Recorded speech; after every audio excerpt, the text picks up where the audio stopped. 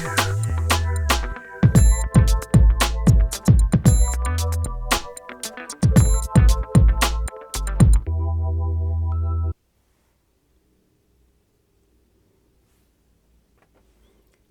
and welcome to this, well, that was a vast, usually I have a fade on that.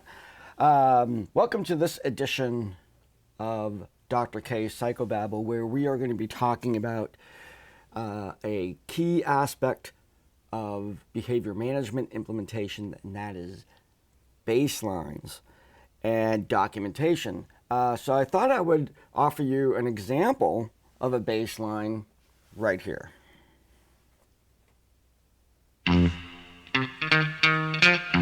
This is Twitchy Feet by the Soul Machine. Listen to that. Okay, I'm just kidding. That's a baseline, like you're playing bass, and I'm a bass player, and all of that. That's a different kind of baseline. Baselines that I'm talking about is a recording of data that indicates the frequency of the target behavior prior to you doing anything. So if you're trying to implement a plan where you have an exercise plan of some kind, you're trying to put that into place, first you have to find out how much are you exercising right now, and then make a plan in order to improve it or to change it or to increase its frequency. And there's a few reasons why we do this. One of the principal reasons why is determine whether there's even a problem or not. And my first introduction to using baselines to determine whether there's a problem or not came very early in my psychological education, where one of my teachers who was teaching me behavior management, Dr. Gary Hughes, explained a story that when he was working with a couple of parents who had a disruptive teenager, one of the problems that they identified was that he was slamming the cupboard doors all the time. So taking that pretty much on faith that there's a problem, Dr. Hughes sent them home with papers to document the baseline as to how often is he slamming the doors. And as it turned out, he was slamming the doors on the cupboards maybe once or twice a week. What had happened is the behavior was irritating to the parents. And they had asked him to stop, but he didn't stop. So they became increasingly sensitive to when it happened, and it developed in them the notion that it happens all the time. But when they did the actual data, it ended up really not being a problem. I mean, 2 times a week, probably don't want to even have those 2 times a week, but are we really going to go through the process of creating a behavior management plan for something that only happens that frequently? In that case, they decided not to. They decided not to address that particular issue. There were some other issues that they wanted to address, but that wasn't going to be on with them. They just had to remind themselves and make sure that they knew that that really wasn't happening as much as they thought. So first we want to know, is there a problem? What's the extent of the problem? What's the current level of behavior? So if we implement a plan, we'll know whether it worked or not, because we'll be able to compare the new data to the old data. So if I was going to implement a plan to make my kids stop slamming the doors, and I did a baseline, and unlike this case, it was happening a lot, so it was happening 47 times a week, and I do an intervention, I should see that number 47 change if the plan is working.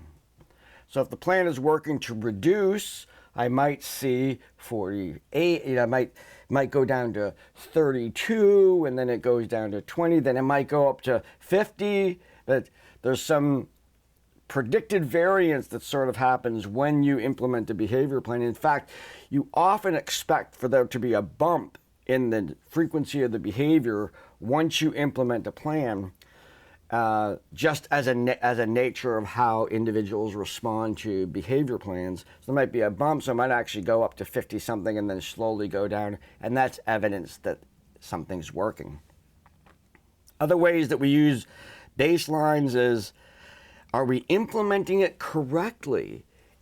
We may have a behavior plan in place, but if we don't see a behavior changing, then doing a behavior plan might be a good idea, but something in your ABC might be amiss. There might be, in terms of, are we actually measuring at the right times and whatnot? The A, is the behavior not clear in terms of its description so that the subject is unclear as to what they need to do? Or is the reinforcer / punishment system inadequate to support a change in behavior? So again, we're looking at baseline and then documentation through the intervention cycle in order to be assured as to whether our plan is working, and maybe questioning our actual procedures as to why that would not be the case. Is the scale correctly recording the behavior? Now, this has to do with the manner in which we are recording behavior. So during baseline is where we sort of determine how are we going to measure the behavior. Do we have, and it's very mechanic. Do we have a sheet of paper where people put a hash mark for every time it happens? Is it a computer thing? Is it a check sheet? Is it, depending on the behavior and depending on who's going to be doing the recording, that can change and be modified. That's totally a creative process responding to how well are we tracking this behavior. So it's a mechanism of the scale is, I refer to that sort of like the instrumentation, the instrument that we're using to measure the behavior. Is it recording the behavior correctly? So we have, is it a problem? Is our intervention working? Is there something wrong with our plan that it's not working? And are we actually, and one of those things would be, is the scale or the type of measurement tool that we're using, is that affecting the actual plan? And finally, for all of us teachers in the room, what are we going to do with all that graph paper anyway? So, trying to be funny in this one, I guess. I'll see how that goes. Okay, now, there's some other reasons why, one of the big reasons why we measure baselines and we continue to document the frequency of behavior is that ultimately, behavior management is science. We are conducting a form of experimentation. Now, science sets out to take problems, provide solutions, and fix those problems. Now, when we come up with solutions to a problem, we want them to be very well documented because we might want to use them in other situations. We want some solid evidence that the thing that we did is actually the cause or reason why the behavior changed. Now, we know that when we're enacting solutions in the real world, there might be all kinds of extraneous variables at work that are affecting the behavior that we're unaware of. So we have to have a way in which we can determine or provide evidence that it's the thing that we're doing and not some other random event that's resulting in this kind of behavior change. So I introduced to you ABAB. Now, this is not the band ABBA.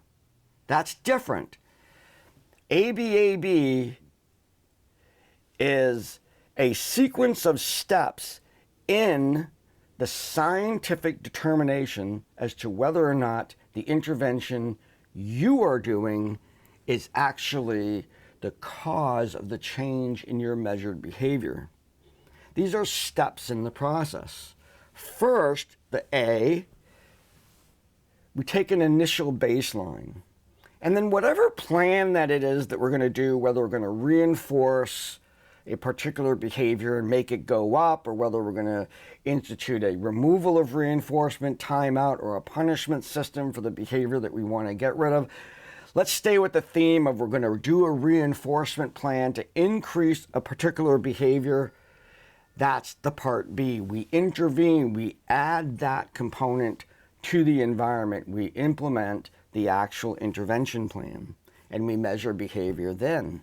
Then we return to a sort of baseline. We stop the plan, and we allow things to return, possibly, to where they were. And then we implement the plan again. Now, the reason why we need to do this A-B is that over time, we're going to make the assumption that if there's any other extraneous factors that are influencing this behavior, we'll see a different pattern. We'll see that actually playing out in the A-B time frame. Now, for a plan to provide evidence that it's really working, we would expect to see a graph something like this. Our A is we see a low rate of behavior. We implement the plan, and we see a higher level of behavior. We take away the intervention, the behavior goes back down. We put the intervention back in place, and the behavior goes back up. And what we get from this is evidence that it's our particular intervention that's making this change. If there was something else at play and we were graphing that, and I don't have an example of that, but that second A would probably be remaining high. Or your treatment would be low, baseline low, treatment high. There'd be some sort of odd. It wouldn't have this waveform that we see low, high, low, high. It would be something else. And that would be evidence that something else is actually going on. So the purposes, humor aside, the purposes of the baseline is to determine that first A, if there's a problem, to determine, and it gives us a comparison as to how things were as we start intervening. Then we implement, we see a change in behavior, pull it back, see the behavior return to normal, put the intervention back in, and we start to see that change again. Now, the A-B intervention model is not for every behavior. If we're trying to reduce dangerous behavior, for example, obviously, it would be unethical to withdraw the plan and allow that dangerous behavior to increase. That's inappropriate use of this particular kind of model. Many times, due to time constraints, due to the amount of effort it takes for an intervention to be done well, sometimes we go in, we put it fixes, and we're like, okay, I'm good. I don't want to do this anymore. Let's just keep it in place, not worry about whether my particular intervention is the one. Something happened. It's better now. Let's go. But we never really know until we do that A-B. It's just a matter of decision. Lots of the research, however, that has been done on the effectiveness of behavior management has experimentally gone through that. And that's why I believe behavior management represents some of the best evidenced ways of intervening in behavior problems. So there we have it, the reason for baselining and thorough documentation. And let me throw this in. Because of the need for doing baselines and accurate documentation and consistent interventions, implementation is rigorous, and it has to be done right for this to work. This is why we want to make sure there really is a problem going on. This is a lot of work. No matter how you cut it, it's an intervention requires you to be on top of things. And that's, it's not the normal kind of life that we like. So we pick and choose our battles. This is where that ethic comes to psychology. If we're going to go through the effort of actually baselining, creating a behavior management plan, and testing whether that was the actual cause of success, we want to make sure it's worth the time, worth the effort, all of that. And so this is sort of shows you the work that's involved in doing good behavior management. Poor behavior management, it simply won't work because you're not following the rules. You have to really be conscientious about getting that baseline and at least that first B, so you can prove that there's, provide evidence that what you did made the change. So it's kind of a shedding a light on the challenge that doing behavior management is. So that's it for today. Thank you for watching Dr. K's Psychobabble. Be sure that you subscribe, and I will see you on the next one. Take care.